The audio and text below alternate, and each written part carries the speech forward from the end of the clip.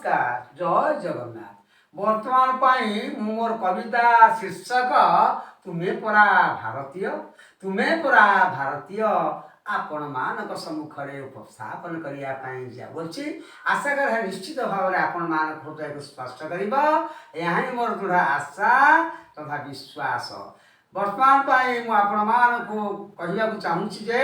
जो मैंने प्रथम मोर यही कार्यक्रम टी देखुंट और शुणुंट से प्रथम सब्सक्राइब कर दिंतु आ जो मैंने पूर्व देखी शुणी से मोर यही कार्यक्रम टी को शेयर करंतु लाइक करंतु से जहा ना कहीं वर्तमान पाई मु मोर से कविता शीर्षक तुमे परा भारतीय आवृत्ति करने जाऊँगी। भारत माटिरे रभिछ जन्म भारत माटिरे रभिछ जन्म तुमे परा भारतीय विदेशी द्रव्य को करुछ आदर विदेशी द्रव्य को करुछ आदर विदेशी हुए जय भारतीय ऐतिह्य संस्कृति भूली विदेशी सभ्यता धरी ये तुमर पढ़े की मर्यादा परर गुलामी करी चाष करी कपा काटुनाह सूता बुणुनाह वस्त्र कहीं विदेशी वस्त्र को व्यवहार कर मने टिके दुख नहीं विदेशी वस्त्र को नकरी वर्जन करुअछ व्यवहार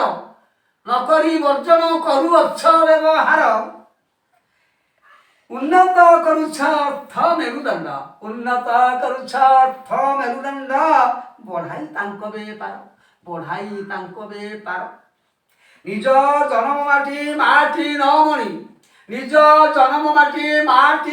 मणि कहीं कर हतादर निज बापा माँ को मम्मी डैड डाकी बढ़ाओ मान तांकर अर्थरे समृद्ध हुई विदेश लुटी भारतीय धन बुझी पारुना कहीं देशवासी हुआ विदेशी अधीन जेते बेले आम भारत देशटी रहिथिला पराधीन विदेशी शत्रुर अत्याचारे पुणी शृंखले हेल बंधन विदेशी शत्रुंका गर्जुथिला जेते तोप बंधुक मान अकथनीय अत्याचार शिकार हेले देशवासी गण इंग्रेज पोर्तुगीज फरासी बणिक ओलंदाज दिना मार वाणिज्य करिबा पाई आम देशे होइथिले जेतियार धीरे धीरे पुणी वाणिज्य कठिजे भारते कले निर्माण निज उत्पादन द्रव्य बिक्री करी कले देश को शोषण शेषे आम देशे वाणिज्य करी जे देश को कले शासन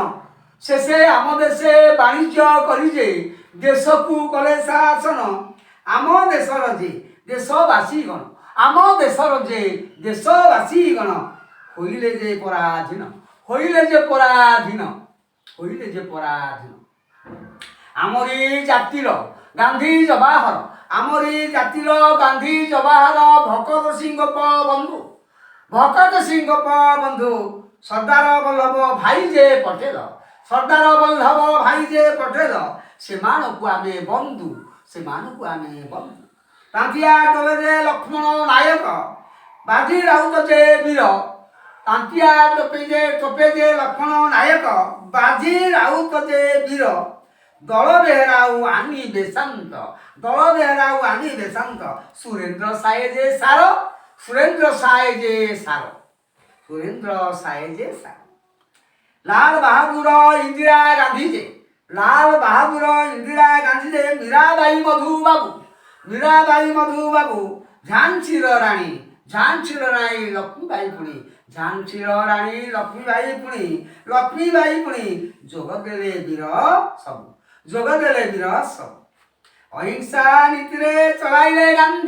ଅହିଂସା ନୀତିରେ ଚଳାଇଲେ ଗାନ୍ଧୀ ମୁକ୍ତି ପାଇଁ ଆନ୍ଦୋଳନ ଭାରତରେ ମଲ୍ଲ କାହିଁ ସେ ପଟେଲ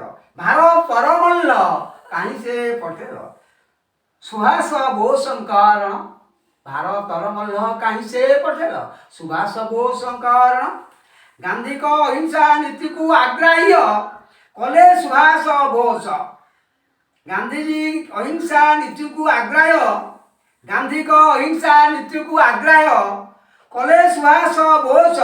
ବୁନ୍ଦାଏ ରକ୍ତରେ ହୋଇବ ସ୍ୱାଧୀନ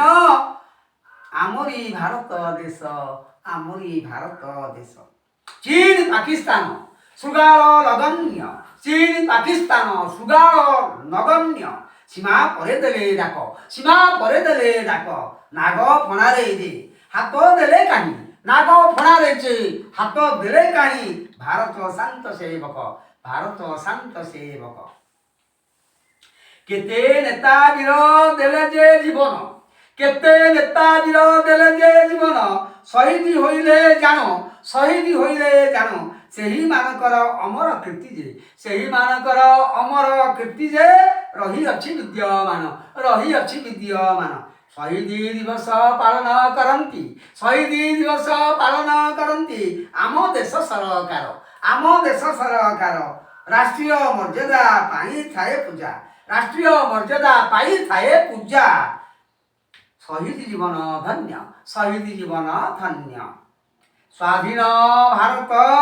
ଦେଶବାସୀଗଣ